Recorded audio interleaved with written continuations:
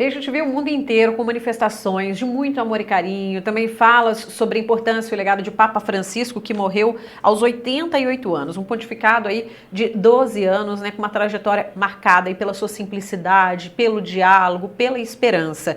E ele teve vários problemas de saúde aí nos últimos anos, mas morreu em decorrência de uma pneumonia. A última aparição dele foi no domingo de Páscoa para dar a sua bênção ao mundo. Eu conversei com o arcebispo Dom Magela, aqui da Arquidiocese de Pouso Alegre, que ele conheceu pessoalmente o Papa Francisco mesmo antes do cardeal Jorge Bergoglio se tornar pontífice. Nós estamos assim com o coração como que de órfãos, né? É um sentimento de orfandade. A ausência do Papa Francisco nos dá isso, né? E para nós bispos, nós temos a sede de Roma, que está vacante. Então, sem a figura do Papa, a gente tem esse sentimento de orfandade. Eu tive a graça de ter vários encontros com o Papa Francisco. Aliás, eu cheguei a encontrar-me com ele antes dele ser Papa e eu também antes de ser bispo.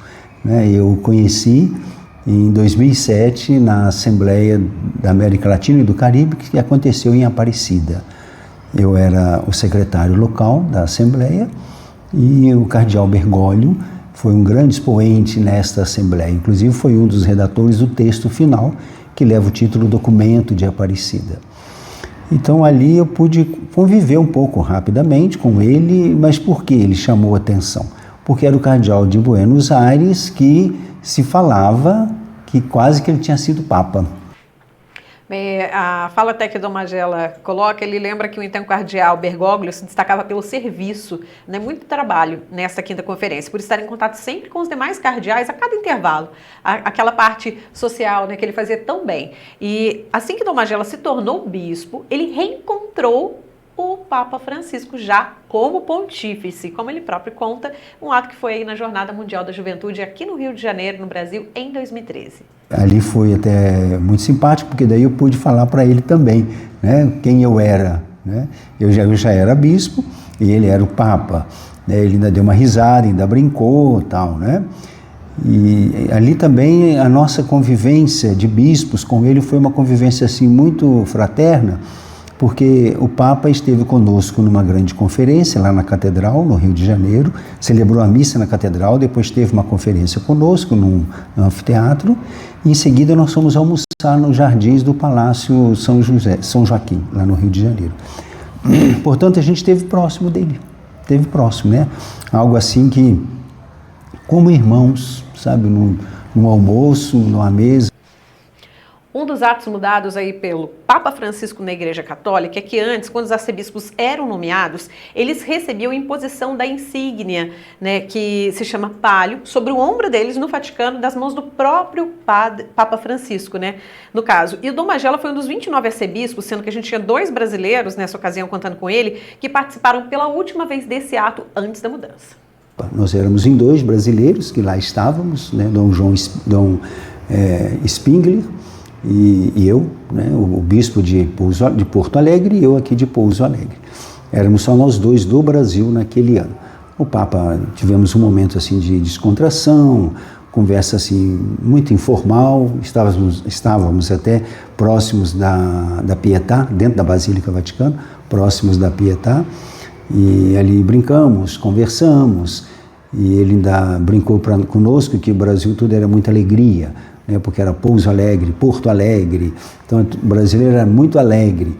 Então isso nos mostrou assim, uma pessoa muito descontraída. Na época foi um momento assim, de muita importância para nós, porque estávamos recebendo uma insígnia de comunhão com o Santo Padre para a nossa arquidiocese e igreja particular. Bem, Francisco foi eleito justamente num período de muitas polêmicas na Igreja Católica, em uma situação rara em que um pontífice tinha abdicado do cargo. O Papa emérito, Bento XVI, então, e ele acabaram convivendo numa mesma época.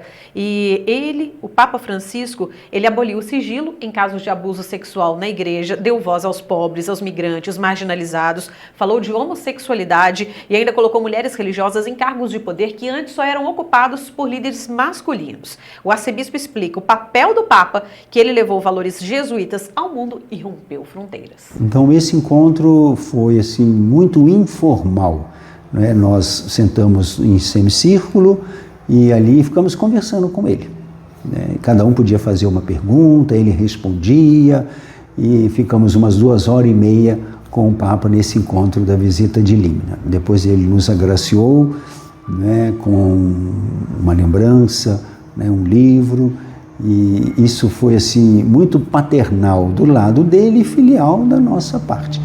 Então esses encontros sempre marcaram, porque são encontros em que renovava no meu coração, né, a alegria de ser bispo e de estar a serviço da igreja e a comunhão com o Santo Padre. Na medida que a gente está na comunhão com o Santo Padre, a gente está em comunhão com a igreja inteira. Então essa é a lembrança e a marca que eu trago desses encontros com o Papa Francisco. Os sínodos levaram principalmente os leigos a participarem cada vez mais na igreja dos debates que eram trazidos. Os sínodos da juventude, o da Amazônia, que abordou aí a sustentabilidade e a importância de todos voltarem os olhos, né, e também tomarem atitudes para a preservação do planeta. Então, o Papa Francisco abordou para todo mundo muitos temas e mudanças que são necessárias. E Francisco abriu ainda mais as portas da Igreja Católica a todos os povos, algo que levou durante os seus 12 anos de pontificado. E isso fez com que realmente ele abraçasse a causa de Jesus Cristo na igreja até o último respiro da sua vida. Ele conviveu com os conflitos, ele conviveu com muitas dores de cabeça, podemos assim dizer, né? Com divisões dentro da própria igreja, divisões de fiéis, divisões de bispos, até de cardeais, mas ele sempre se posicionou em defesa da igreja. O Papa Francisco, ele não buscava, né, uma vaidade para si, né? Isso para mim foi muito claro, né? A posição dele era: essa é a posição da igreja.